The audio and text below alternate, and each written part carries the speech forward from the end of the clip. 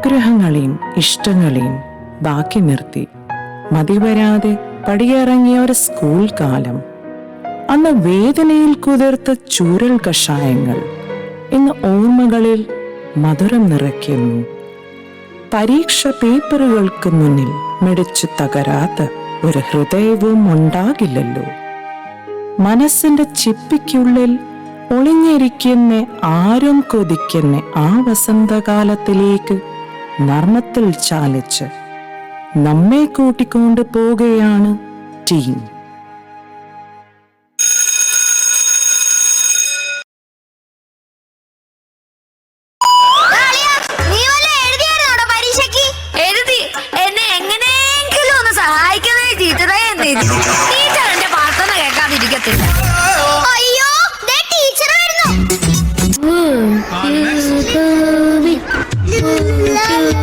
ഇങ്ങനെ ആവർത്തിക്കരുത്.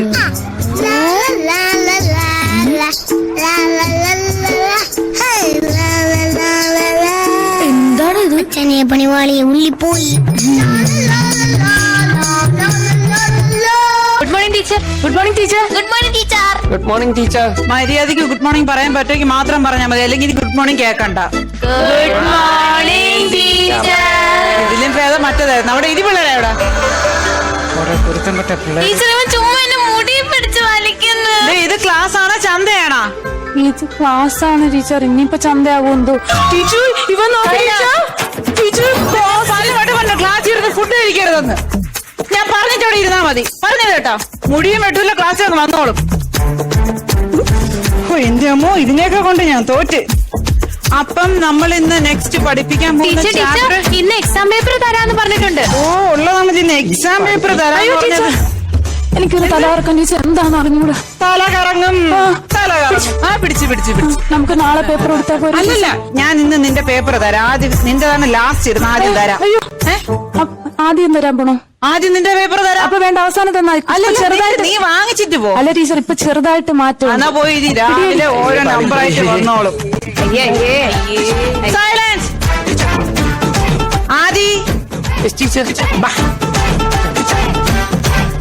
ഇംപ്രൂവ്മെന്റ് ഉണ്ട്. 50-ൽ 5. ഇത് എന്തുവാടാ ഇത്? ഒരു പേപ്പറും അതിലൊരു ടാഗും. ടീച്ചറെ എല്ലാരും കുറെ പേപ്പറും ടാഗൊക്കെ വെച്ചിട്ടുണ്ട്. അതുകൊണ്ട് ആഗ്രഹം മൂത്തങ്ങ് വെച്ച് ഞാൻ അവനോട് ഹാർട്ട് വരയ്ക്കാനാ ക്വസ്റ്റ്യൻ വന്നത്. ലവിൽ അമ്പിട്ട് വെച്ചിട്ടുണ്ട്. അതിന്റെ ഡെഫിനിഷനും ചോദിച്ചിട്ടുണ്ട്. ഡെഫിനിഷൻ കേട്ടോ? വായിക്കടാ, വായിക്കേ, വായിക്കടാ, വായിരടാ. വായിക്കയില്ലേ? ഞാൻ വായിക്കാം. ഒന്നുമില്ല ടീച്ചറെ. ഹൃദയവും ഹൃദയത്തിന്റെ ഡെഫിനിഷൻ ആർക്ക് വേണ്ടി എഴുതിയത്? ടീച്ചർ ഈ ആദ്യമാണെങ്കിലേ എന്നും ഇതുപോലെ ഹാർട്ടിൽ അമ്പ് വരച്ച് രഹനയ്ക്ക് കൊടുക്കാറുണ്ട്. അവിടെ പോയി അവൻ ഇന്ന് സ്കൂളിൽ വിട്ട് പോകുമ്പോഴേ എനിക്ക് ഇതെനക്കൊന്ന് വരച്ചു തന്നിട്ടാ പോണേ. ഇപ്പൊ എന്റെ വീട്ടിൽ ഇത്രയും ഉണ്ട്. ഒത്തിരി അമ്പിട്ട് വെച്ചിട്ടുണ്ടാ രണ്ടും കൂടെ? 8-ൽ എത്രാമത്തെ വട്ടം? 2 വട്ടമായി നീ എട്ടിയിരിക്കുന്നു. രണ്ടും കൂടെ അമ്പിട്ട് അവിടെ ഇരുന്നോ. ഇനിയും വർഷങ്ങളുണ്ട്, ഇട്ട് അവിടെ ഇരുന്നോ. അടുത്തത് മുന്നി. നീ സൂപ്പറാ. 50-ൽ 3. കടൽപ്പാമ്പിനെ എങ്ങനെ തിരിച്ചറിയാം? ക്വസ്റ്റ്യൻ. ആൻസർ നീ വായിക്ക്. വായി. നക്കി നോക്കിയാൽ മതി. ഉപ്പിട്ടെങ്കിൽ അത് കടൽ പാമ്പ്.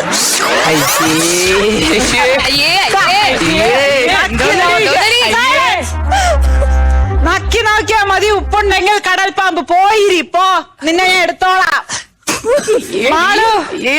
സൈലൻസ്. 50-47. നല്ല കുട്ടി. 3 മാർക്ക്. എന്റെ പൊന്നുമോളെ, ദഹന പ്രക്രിയ തെറ്റിപ്പോയി. കുഴപ്പമില്ല, അടുത്ത പ്രാവശ്യം ടീച്ചർ ഫുൾ മാർക്ക് തരാം. ടീച്ചർ കുഴപ്പമില്ല പൊന്നെ. ടീച്ചർ അടുത്ത പ്രാവശ്യം ദഹന പ്രക്രിയ തെറ്റിയിട്ടാ. ടീച്ചർ എനിക്കറിയാം ദഹന പ്രക്രിയ. അതെങ്കിലും അറിയാലോ. ഞാൻ ഇന്നലെ രാത്രി ഉറക്കെഴുതിട്ടിരുന്ന് പഠിച്ചതാ. അല്ല പറ.